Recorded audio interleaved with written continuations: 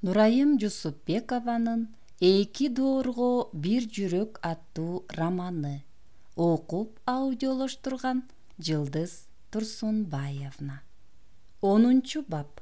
Ишке ашырылбай калгандардын баары андан да жакшы болушу үчүн.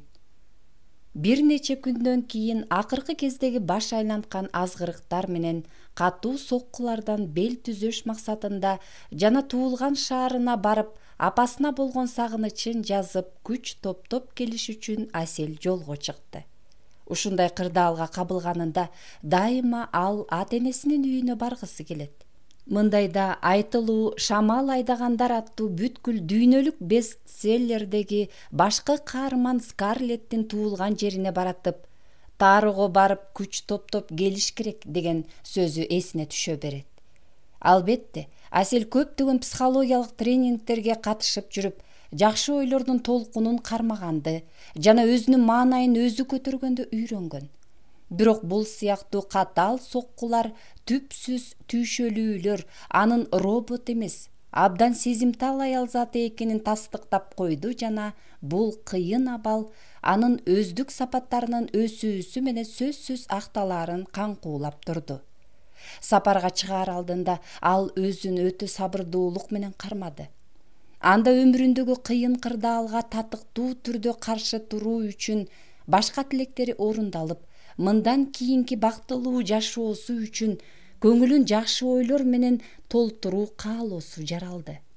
Ал эми Бектур менен анын үй бүлөсүн Асел бир үй бүлө катары бириге албай калганыбыздан кийин булар меники эмес. Биз жөн гана курулай кыялдарга алдандык деп туруп, аалам мейкиндигине кое берди. Ал ар күн сайын өзүн өнүктүрүү максатында алдына бул сыяктуу милдеттерди койду. Дене боюма күч кубатты кантип толтурам? Эң бактылуу үй бүлөлүү адам болуп калыптана аламбы? Коомго жана анын өнүгүүсүнө пайдалуу башка бир нерсени кантип жаратам? Элим сүйүнгүдөй ушундай роман жазышым керек. Мен сыяктуу өйдө төмөн турмушту көргөн адам кийинки жашоосуна ыраазы болуу менен бир тууган эли үчүн кантип пайдалуу боло алат? Албетте, анын негизги ою аялдык бакыт жөнүндө болду. Мен дагы сүйүктүү болуу менен ага жараша сүйө да аламбы? Бул сыяктуу ойлору чек-чен билбей уланууда. Жаштайынан бери эле ушундай ойлорду ойлоп келатканы менен азыр аларга бүткүл жан дени менен берилгендиктен жашоосунун маңызы болуп калышты. Өзү бир бөлүгү болуп саналган коомдун өнүгүшү менен алгалоосуна салым кошууга ойлорун багыттап, ошол эле учурда өзүн сүйүүдөн ажыратылган адам катары көрбөстөн, коомдун жигердүү жана толук кандуу жараны катары жашоо бакыт эмеспи? Советтер Союзу кулагандан берки жылдардагы аң сезимдүү жашоо кечирүүнү башка учурлар менен салыштыра келгенде абдан кызыктуу болуп чыга келет. Бул кез тууралуу ойлорун Асел өзүнүн романында чагылдырганга аракет кылып жүрөт. Анын үстүнө азыркы коом таптакыр башкача калыптанды. Анын өнүгүшү менен өзгөрүшүн изилдеп үйрөнүш үчүн массалык маалыматтарды калтырбай талдап окуп туруу керек. Эгемендүү өлкөнүн башкы улутунун татыктуу мүчөлөрү менен жакындан таанышып баарлашуу кажет. Айланада болуп жаткан ар кандай окуяларга, пенделердин түрдүү чөйрөлөрүнө жакшылап көз салуу милдет. Кыскасы, коомдогу кайра түзүүлөр менен адамдардын жан дүйнөсүндөгү өзгөрүүлөрдү көрө билиш үчүн баамчылдык коштогон көп байкап талдоолор керек. Адамдар бир аз башкача болуп калышты. Интернет айдыңынан көп эрмектерди, көңүл ачууларды табышты.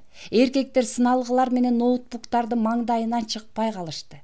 Жумуштан кийин жубайлар менен сейилдөөгө сейрек чыгып калышты.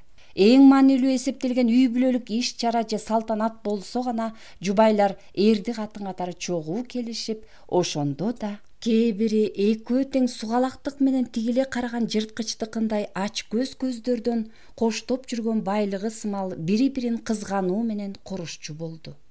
Чынында эле мындай жуптар чоң асемдүүлүк сыяктуу көрүнгөндүктөн тигинде жалгыз жарым бойдоктор жок дегенде ушундай иш чаралар үчүн никелешүүнү кыялданышып, жанынан кимдир бирөөнү көргүсү келишкени аянычтуу көрүнүш. Үй бүлөлүк жуптар турганда жалгыздыктын абалын сөз менен айтып жеткириш кыйын. Ушундан улам айласы кеткен кимдир бирөө татыктуу коомдо жуптардын жоктугун майыптык деп теңештирген. Аялдардын шеринеси материалдык жактан бутуна турган айымдардын эсебинен кафе-барларда тез-тезден өткөрүлүп турат. Мындай тойчуктар маанайга жараша сыналган курбулардын катышуусунда ээн эркин майрамдалат. Ушул сыяктуу шам-шаракаттарда бойдоктор менен таанышуу сейрек кездешет. Анткени мындай жерде таанышкан эркектер менен түзүлгөн мамиле ар жолкуда тең узакка барган эмес. Алардан татыктуу жуптар чыкпаган. Мурдагы ажырашуулардан алган жараттардын эрте эле эстей баштаган алар өзүлөрү үчүн бул таанышуу пайдалуу болгудай кылып аракеттенишет. Эркектин кандайдыр алсыз болушуна жол берген шартка аялдардын ичинен сейректери гана макул болушат. Ал эми эркектер болочоктогу жубу адамкерчиликтүү жана материалдык жактан камсыздалган, буга жараша сымбаттуу, оокат тиричилик жүргүзүүгө мыкты болушун каалашат. Мындайда дал келишкен каалоолор аз болот. Дээрлик бардык учурларда классиктердин дүйнөлүк романдарындагы каармандарга чыныгы сүйүүнү берген терең сезимдер менен чыдамкайлык жетпей калат. Китеп окугандар азайды. Өзгөчө классикаларды окушпайт. Демек маданияттуулук төмөндөдү десек болот. Корпорациялардын жогорку тепкичтериндеги кызматчылар ортосунда өз ара сыйлашуу менен маданияттуу мамилелер сакталышы мүмкүн. Ал эми өздүк ишканалардын бай кожоюндары кол алдындагыларга сый мамилесин көрсөтүшпөйт. Азыркы жашоону революцияга чейинки адеп ахлактык жактан бузулган деңгээлге, 19-кылымдагы эң бир теңчиликсиз бай кедей мамилелерине чейин түшүрүшөт. Кызматчылар же жумушчулар жумуш берүүчүгө көз карандылыгынан улам үй-бүлөдө көргөн тарбиясына жараша жана өз жөндөмдөрү менен мүмкүнчүлүктөрүн ишке ашырып жан багыштанайынан ар кандай орой мамилелер менен басымтууларга чыдоого аргасыз. Чыныгы сезимдерди улуу муундагылардын арасынан ачык көрсөткөндөр аз. Алардын көптөрү ушул куракка келгиче сүйүү деген эмне экенин билишкен эмес. Аны кумар менен чаташтырышат. Булардын көптөрү өзүлөрүнүн карылык жашоосун эле эмес, бойго жеткен балдарын камсыз кылган каржылык көз карандысыздыкка жетишишкен. Өткөн кылымдын аягы менен ушул кылымдын башында балалыгы өткөн муундун бир эле камсыздалгандары эмес, башкалары да жакшы тарбия жана билим алышып, ошондой эле инновациялык технологиялардын аркасы менен жаңы доордун жаңы адамдары катары өнүгүшүп, жаңыча ой жүгүртүшүп, буга жараша тездик менен жашоолорун жаңыртышты. Чыныгы сүйүү менен адамкерчилик жөнүндө дагы таң калычтуу түрдө шыктанышат жана ушундай абалда боло билишет. Алар баамчылдыгы өнүккөндүгүнө байланыштуу өнөктөштөрүнүн био талаасын сезишет. Эки жолугушуудан кийин эле берилген суроолор менен жооптордон улам сүйүшкөндөрү кандай түрдөгү адам экенин таанып билишет. Сүйүү жана ынтымактагы чын жүрөктүүлүктү баалай алышат. Буларга карап бирге жашоо боюнча пландарды түзүшөт. Алардын айрымдары гана караңгы жана алысты ойлобогон өнүгүүгө, жаңыланууга ишенбеген, дайыма коркуп турган ата-энелеринин деңгээлинде кармалышкан. Негизинен эгемендүү өлкө Кыргызстандын эли ушул учурда көп түрдүү деп мүнөздөлүп, адамдарды деңгээлдер менен түрлөргө бөлгөн кээ бир айырмачылыктар түшүнүктүү болчу. Калктын кайсы бир бөлүгү улуттук өзгөчөлүктөрдү сырткы көрүнүшүндө жана сүйлөгөн тилинде алып жүрүшөт. Алар бир гана эне тилинде сүйлөшүп, кылымдардын түпкүрүндө жашаган байыркы кыргыздардан бери келе жаткан жашоо турмуш шарттаган каада салттарды карманышат. Алардын үй-бүлөлөрүндө сүйүү жана сый-урматтын бийлиги өз өкүмүн жүргүзөт. Мындан башкача болмок эмес, анткени коомго маданий мурастарды сунуп жаткандан кийин өзүлөрү да маданияттуу болушу милдет болчу жана алар башкалар менен өз ара түшүнүүчүлүктө сүйлөшө билишчү. Алардын көпчүлүгү улуттук кийимдерди баалап, аялдар жоолук салынып, эркектер ак калпак кийип жүрүшкөн. Жергиликтүү тигүүчүлүк жана башка кол өнөрчүлүк өндүрүшүн колдошкон. Балдарын бир гана кыргыз тилинде билим берген мектептерге беришкен. Алардын сыналгы жана интернет аркылуу берилген көңүл ачуучу берүүлөрдү жана КМШдан жана чет өлкөдөн көрсөтүлгөн орус тилдүү тасмаларды көрүүсүн чектешкен. Ата-энелери жана эр жеткен балдары улуттук мурас болуп саналган сайма саюу, жибек, жүн кездемелерден кийимдерди колго тигүү, чийден жана жыгачтан улуттук буюмдарды, боз үйдүн сөөгүн, уук кереге, түндүктү, жабуусун, үзүк, туурдук, түндүк жабууну, ички жасалгаларын, ала кийиз, туш кийиз, шырдак, жууркан, төшөк, жаздык, жыгач идиштерди, ээр токум, улуттук ат оюндарынын катышуучуларына улуттук кийимдерди жасаган кол өнөрчүлүк менен алектенишип, урпактарга маданий мурас жана өзүлөрүнүн чеберчиликтерин, өнөрлөрүн өткөрүп берүүгө аракеттенишкен. Мындай адамдарды улуттук сыймык жана жетишкендик катары көрүү менен тасмалар тартылган жана алардын колунан жаралган буюм тайымдарды экспорт катары чет өлкөлөргө чыгарышкан. Өлкө менен таанышканы келген туристтерге көрсөтүшкөн. Ошондон улам алардын эмгеги жогору бааланган, баркталган. Ошентип алар өзүлөрүнүн ак эмгеги жана чеберчилиги менен үй бүлөлөрүнүн байгерчиликтеги жашоосуна шарт түзгөн. Уул кыздарына устачылыктын сырларын үйрөтүп, эмгекчилдикти жугузушкан. Алар өздүк жашоосунда абдан таза, так болушкан. Мамилелери канчалык жакын болсо да, алардын өз ара сыйлашуу, кеңешүү, пландарды чогуу отуруп түзүү аркылуу жүргүзүшкөн. Бири-бирин убактылуу кызыкчылыктар менен кумарларга алдырып таарынтышпаган. Алар өзүлөрүн мусулман санашып, 5 мал намаз окушпаса да, мусулманчылыктын башка жөрөлгөлөрүн аткарышкан. Көзү өтүп кеткендерге арнап Куран окушкан, жаңы төрөлгөн балага азан чакырып ат коюшкан. Бирок бул мусулмандар Алланын атын атап отуруп, улуттун атасы эсептелген Манасты урматтабай коюшкан эмес. Анын арбагы кыргыз элин колдоп коргооруна ишенишкен. Алар кээде асманга карап, ааламдан жакшылык тилеп, Теңирим колдосун дешкен. Ачык эле ааламдын колдоосу бар деп Аллахты урматтап сүйүп, 5 мал намаз окуш керегин, мусулмандарга бир Аллахтан башка Кудай жок экенин угуп туруп, ошондой эле улуттук баалуулуктарды урматтап, элдик өзгөчөлүктөрдү баалап, бир гана кыргыз тилинде сүйлөп, сыртынан да накта кыргыз болууга умтулган, өлкөнүн түпкү эли болуп саналган адамдардын тобу бар. Алар көбүнчө жалданган жумуштарда, кызмат көрсөтүү тармагында, курулушта иштешип, арзан жалданган батирлерде же борбордун айланасына жайнай курулган жаңы конуштардагы ылайдан же шлакоблоктон тургузулган чакан тамдарда жашап, жашоо ыңгайынын жоктугуна нааразычылыгын билдиришпейт. Булар негизинен ар кандай себептер менен негизинен окуп же иштеш үчүн айылдан же шаар түрүндөгү поселоктардан көчүп келип, биротоло туруп калып, борбордун жашоосуна аралашкандар болуп саналышат. Алардын арасында өлкөнүн патриоттору абдан көп. Мындан улам булар социалдык адилетсиздикке кызуу кандуулук менен каршы чыгып, өз өмүрлөрү менен ден соолуктарын тобокелдикке салып, элдин кызыкчылыгы үчүн баардык революциялардын башында жүрүшөт. Мындай жигиттердин өз укуктары үчүн, коомдун түп тамырынан бери жакшы жагына өзгөрүшү үчүн жүрөгүндө от күйүп, өлкөнүн өндүрүшү өрлөөсү менен адамдардын жашоосу оңолуусун кыялданышат. Жаратылышынан акылдуу, маңыроо эмес алар эр жүрөктеп келишип, эгер өзүнүн же үй бүлөсүнүн аброюна шек келтирүүлөр болсо, кара күч же муштум менен өз ара мамилени териштирүүгө дайым даяр болушат. Алардын аялдары жоолукчан, эркектери ак калпакчан жүрүшөт. Бирок дайым эле улуттук кийимдерге байланышпай, ары бери чыкканда чет элдиктердин заманбап делген кийимдерин да жарашыгына жараша кие беришет.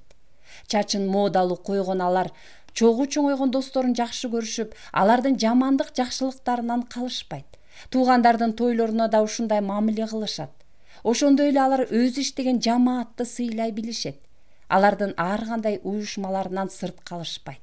Мисалы, өз ара улам акча чогултуп, жамаат мүчөлөрүнүн улам бирине жардам берген жөрөлгөлөргө эскиче аталышы черный касса, жигердүү катышып, шаар жүрүп, намыстуу сүйлөгөндүктөн алардын калктын аз камсыз болгон катмарына кирээрин дароо эле болгоолоого мүмкүн эмес. Алар кандайдыр бир иш баштай турган болсо, банктан насыя алууга аргасыз же бай туугандар менен досторунан карыз суроого муктаж болот. Мындай береселерин ак пейилдик менен төлөп, кокодон карызга батышса да мүңкүрөбөй башын бийик көтөрүп жүрүшөт. Көз карандысыз түрдө өзүлөрүнүн классташтары менен же курсташтары менен жолугушууларына барышат. Жердешчил сезимдери күчтүү келип, айылдашына көмөктөшүп, чоң орунда отурган жердешин колдой билет. Материалдык жактан бутка турган андан жардам сурагандан уялбайт. Ишке орношуу маселесин ушундай чоң орунда отурган жердештери, жакындары, тааныштары аркылуу чечкиси келет. Алардын сунуштамасы аркылуу өзүлөрү менен сүйлөшүп мекемелерге кире алышат. Чакырылбаган иш-чараларга катышышат. Бирок элдин бул өкүлдөрү абдан ийкемдүү келишет. Өзүлөрүнө пайдалуу иштерде ыкчам аракеттерди жасашат. Аларды көпчүлүктүн арасынан да тааныса болот. Мисалы, базардагы соодалашууда алуучу болсо, көшөргөндүк менен бааны түшүргүсү келет. Сатуучу болсо бир баасында туруктуулук кылат. Алар ийгиликтүү өткөн күнүн кайсы маселеден болсо да, жашоонун кандай кырдаалы болбосун тапкан пайда менен эсептешет. Мындай кыргыздарга мүнөздүү дагы бир белги, тааныштары аркылуу ийгиликке жеткенден кийин ал да өзү сыяктууларга ушундай жардамдарды берүүгө аракеттенгени болуп саналат. Буга мисал, өз өлкөсүндө же чет жерде жумушка ийгиликтүү орношкондон кийин ал акырындан өз кишилерин тарта баштагандыктан артынан аз жерден касча тигиле жаздап башкаларда жөнөшөт. Ал эми мындай жардам көрсөткөндөр дайыма сый-урматтын үстүндө болуп, ыраазычылыгын билдирип турушат. Эгер керек болсо, алар өзүнө да ошондогудай жардамдарды бергенге аракеттенишет. Арасында жөнөкөй жумушчулар басымдуулук кылган булар өзүлөрүн мусулман санашканы менен арасында динге катуу берилип, 5 маал намазын үзбөй окуган такыбалар аз. Алар керек болсо шарияттын талаптарын эске албай, спирттик ичимдиктерди ичкенден кайра тартышпайт. Көпчүлүгү тамеки чегишет, эркектери терс жоруктуу аялдарга барышат. Никеге турбастан өзү сымал түшүнүктөгү ургаачылар менен убактылуу бирге жашашат. Кумарга оңой берилишет.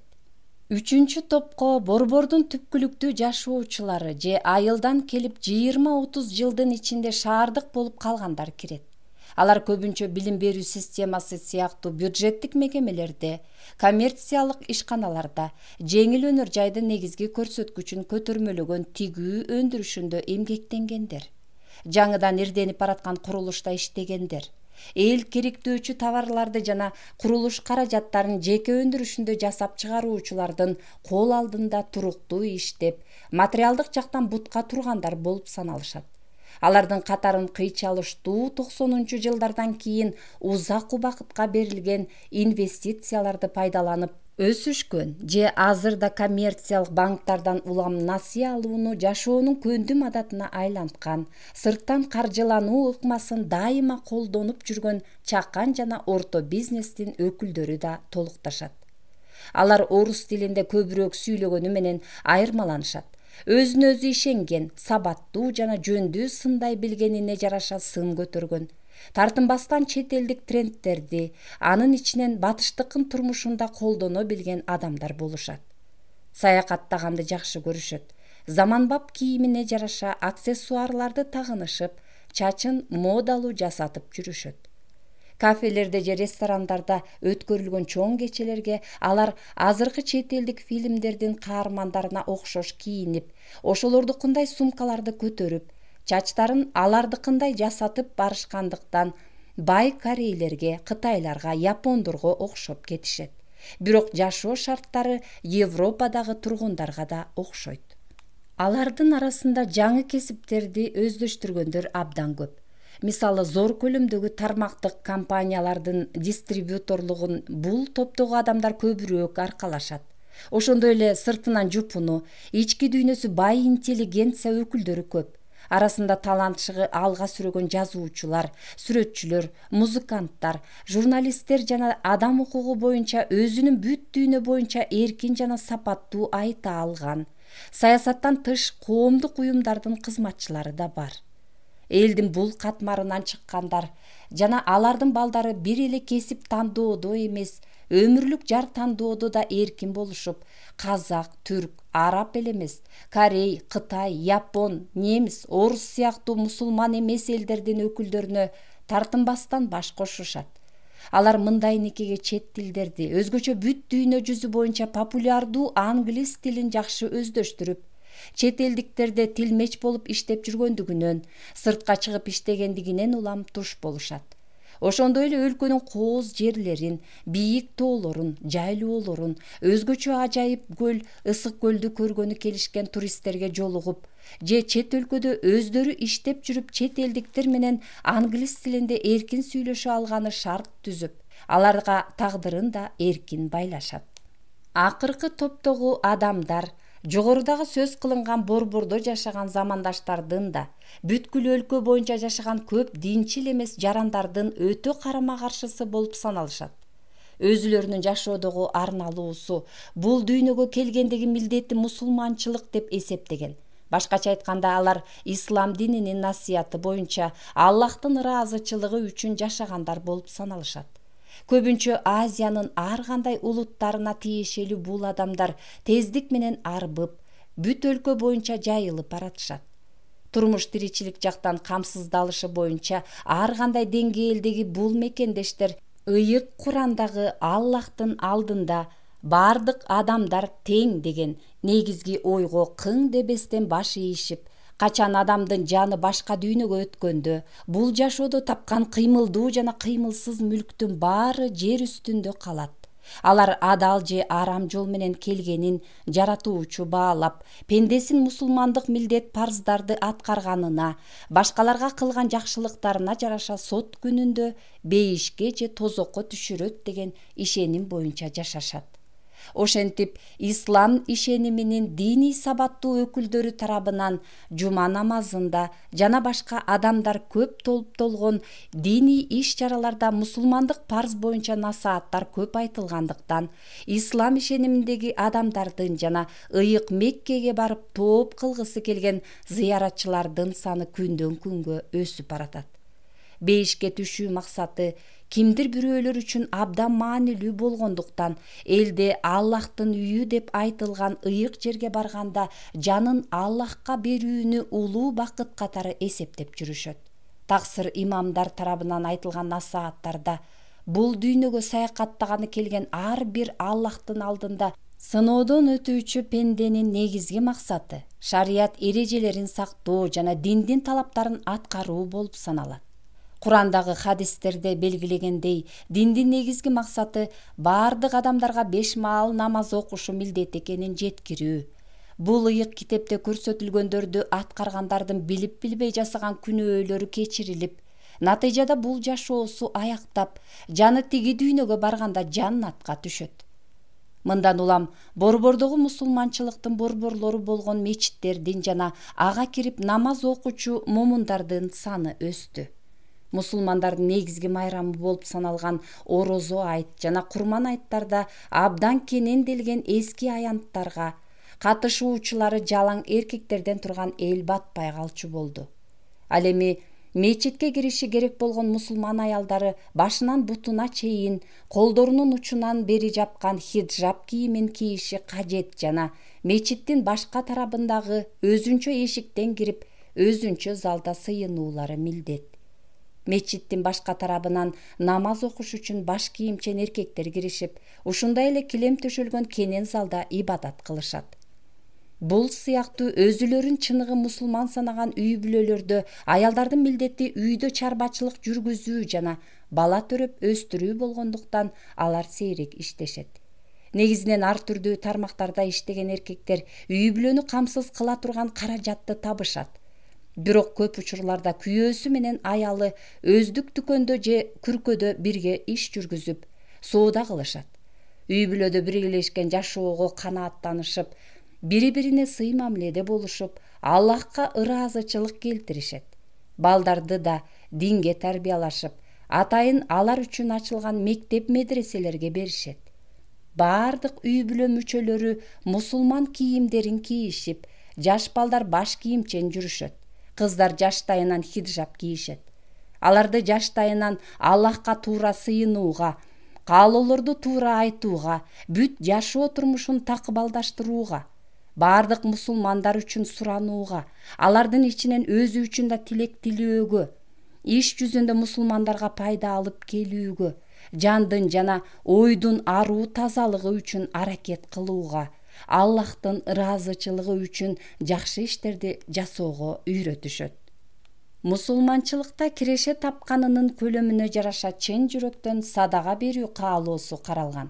Ал эми бей-бечаралар үчүн 1 жылдык тапкан кирешенин 2,5% милдеттүү түрдө берилиши керек экени мусулмандардын бүткүл дүйнөлүк башкармалыгы муфтият тарабынан бекитилген. Ал эми бул кайрымдуулуктун өлчөмү аталган аймакта 5 жылда кара рыноктогу алтындын эквиваленти боюнча 120 миңден 198 миңге чейин, мисалы Кыргыз Республикасынын валютасы боюнча өсүп, муктаждарга берилген. Анан бул жакшы тилектер менен жасалган жосунда берүүчү тарабынан мунун зекет экени эч качан айтылбайт. Ал өз аты жөнүн ачык маалымдабастан ушундай жол менен жаратуучуга жакындап жатканына кубанат. Ошондой эле мусулман баласы Аллахтан корккону үчүн гана мындай кайрымдуулук кылбашы керек. Бул боюнча даабат айткан молдолор мындай насаатташат. Ушундай кайрымдуулук үчүн жараткан зекет берүүчүнүн кирешесин көп эсе көбөйтөт жана күтүүсүз келчү чоң чыгымдардан жана башка жагымсыздыктардан сактайт. Качан гана Кыргызстандын бүткүл мусулмандары шариятта талап кылынгандай кийинип, майрамдык намазды окуш үчүн даарат алып келип аянтка чогулганда, сырттан карап турган адам мурдагы Советтер Союзунун аймагында эмес, кайсы бир чыгыш өлкөсүндө жүргөндөй сезимде калат. Ушундай динчилине тарткан коом тууралуу, деги эле ислам дининен башка да диндер жөнүндө да илимпоздор, аалымдар, жөнөкөй жарандар ортосунда көп эле ачык талкуулар, талаш-тартыштар болду. Анда ар бир адамдын берилүү ченемдери ар башка. Исламдагы кээ бир табынуу эрежелерин сактоо, талаптарды аткаруу жана анын ондогон агымдарга бөлүнгөнү боюнча көп түрдүү пикирлер айтылды. Бирок мындан эч майнап чыкпады. Алардын баары эч нерсе болбогондой ушул күнгө чейин жайбаракат жашап келди. Ошондой талкууларга атеист окумуштуулар да, ашынган динчил аалымдар да жанаша отуруп калышты. Анткени бул эркин жана демократиялуу өлкөдө башка темалар сыяктуу эле диний идеялар боюнча өз ой пикирин айтууга баардыгы укуктуу. Андай талкууларда тандалган идеологиянын мейкиндигин толтуруу үчүн баардыгынан артыкчылыктуу коомдун жашоонун диний негиздерин туура багыттоо жана жөндөө керек экени динге сергек көз жүгүрткөн окумуштуулар тарабынан көп айтылды. Ал эми элдин көпчүлүгү бул идеялуулуктун толукталышын Улуу Союз кулагандан кийинки адамдардын бош калган ой дүйнөсү талап кылгандан улам боло турчу көрүнүш деп эсептешти. Ошентип 1917 жылы Улуу Октябрь социалисттик революциясы жеңгенден кийин Орусия элине пролетариат диктатурасы орногон соң, тактап айтканда 1922 жылы 15 республика СССРдин курамында бириккенден бери муунга өткөрүлүп келаткан коммунисттик идеологиянын кокусунан жарактан чыгышы, коммунизмди куруп, жыргал жашоого жетебиз деп ишенген бир кездеги улуу өлкөнүн кучагындагы элдерди дал кылып салды. Бул капыстыктан алар эмне кылаарды билбей калды. Азыркы заманда бактылуу жашоо үчүн ар бир адамдын жан дүйнөсү өз идеясын издейт, кыялдары орундалышы үчүн аракеттенет, өнүккөн жашоо образына жараша байлык мүлккө да жетип, диний ынанымдарды сактоо менен рухий бийиктикти да багындырууга умтулат. Өз түшүнүгүнө жараша алдына максаттарды коет. Алардын көптөрү өз күчүн жана ден соолугун аябастан, тынымсыз удургуп өтүп жаткан убакыттын жүрүшүндө каржылык каалоолорун кандырыш үчүн жандарын камчылашып жүрүшөт. Анткени менен оокат мүлккө ээ болуу жана каражаттарды капиталдаштыруу мөөнөтүнүн узактыгы ар кимдики ар башкача болду. Жалпысынан социалисттик коомдогу тең укуктуу адамдар 90-жылдары бай кедейге бөлүнө баштагандан бери бийликке жакындар тездик менен бутка тургандыктан чоңдорго болгон элдин ишеними өтө төмөндөдү. Мурдагы советтерге тандалгандар азыркы жергиликтүү кеңештерден баштап жогорку кеңешке чейин шайланган депутаттар деги эле баардык мамлекеттик башкарууга тиешелүү бийлик органдарынын колунда бүткүл элдик кыймылдуу, кыймылсыз мүлктөр, жерлер тургандыктан менчиктештирүү өнөктүгүндө алар бир заматта байып чыга келишти. Жаңы доордун ишкерлигин баштоочулар Союздан берки кароосуз калган имараттарга жаңы инновациялык технологияларды киргизүүнүн алкагында мобилдик коммуникациялар боюнча тейлөө борборлорун түзүштү. Кызмат көрсөтүү жайларын ачышты.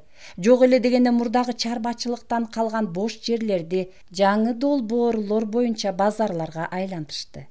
Орой көрүнгөн зар замандын мындай ар кандай чалкештиктерине карабастан өлкөдө демократиялык институттар жок болсо дагы кыргыз эли сабаттуу, эркин, түшүнүгү өнүккөн, намыскөй болгондуктан коомчулук өз оюн тартынбай айтып, өлкөдөгү башаламандыктар менен бийликтегилердин туура эмес кадамдары үчүн митингдерди, каршылык акцияларын байма-бай өткөрүп турду. Көптөр өлкөдөн өз ордун таппай биринин артынан бири жакынкы КМШ өлкөлөрүнө, алыскы Туркия, Германия, Италия, Америка, Корея сыяктуу чет мамлекеттерге чыгып кетип жатышты. Ал эми 2010-жылдан кийин дүйнө жүзү боюнча таң калуу жараткан кыргыз аттуу популярдуу элди тааныбаган өлкө же эл калбады. Муну интернеттеги чет өлкөлүктөрдүн Кыргызстанга барып иштегиле деген жөнөкөй эмес какшыктарынан баштап, элибизде өткөн революцияларда өзүн көрсөткөн эрдигин мүнөздөгөн «мендеги кыргызды ойготпо» деген сыяктуу сөздөрдөн көрүүгө болот. Биздин жердештердин чет өлкөгө барып иштөөсү оң жактарын жана пайдасын көрсөттү. Сырттан көп өлчөмдө агылып келген чет өлкөлүк валюта Кыргызстандын акча системасын жакшыртты. Алар мигранттардын бул жерде калган үй бүлөлөрүнүн жашоосун, үй жайын оңдоду. Кары ата-энеси каражат менен камсыздалды. Балдары акы төлөп окутуучу окуу жайлардан, колледждерден, жогорку окуу жайлардан өзү каалаган кесип боюнча билим алуу мүмкүнчүлүгүнө ээ болушту. Бул ал окуу жайлардын кармалуусуна шарт түздү. Анда иштеген мугалимдерди маяна менен камсыз кылды. Акча тыйындын ичип жеген, кийген муктаждыгын кандырып, жашоо талап кылгандан аша башташы мигрант үй бүлөлөрүнүн жол жүрүү каражаттарын жакшыртып, алардын жетишкен турмушта жашап жаткандыгынын далили катары автоунаа күтүүсүнө шарт түздү.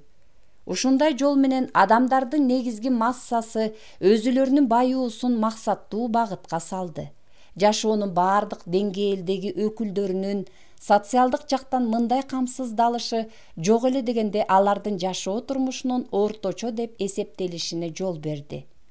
Бул көрүнүш анча чоң эмес өлкөнүн өнүккөн капитализмдин шартындагы жетишкендиктеринин бири болуп калды. Көптөгөн эмгекчил үй бүлөлөрдүн жашоосу ушундай оңоло түшкөндүгүнө карабастан, Кыргыз Республикасында көптөгөн себептерден улам саясий, экономикалык кризис акырындан бышып жетилип келе жатты. Мисалы, өлкөнүн тышкы карыздары төлөнмөк тургай кайра көбөйүп баратышы, өчүрүлбөгөн насыялардын эсебинен жерлер башка өлкөлөргө берилип кетиши мүмкүн экени жарандарда мамлекеттүүлүктү жоготуу коркунучун жаратты. Өлкөнүн негизинен жарды деп эсептелиши өзгөчө патриотторду өтө тынчсыздантты. Бул кезектеги нааразычылыктар толкунун жаратып, 3-чү элдик революцияга алып келди. 2010-жылдагы патриот жаштардын канын төккөн революциядан кийин ал тургай андан 10 жыл өткөн соң да мындай кыйчалыштыкка өлкө кабылаарын эч ким ойлогон эмес. Бирок бул боло турган иш экен. Андыктан акыры тарыхка кирген окуя болду.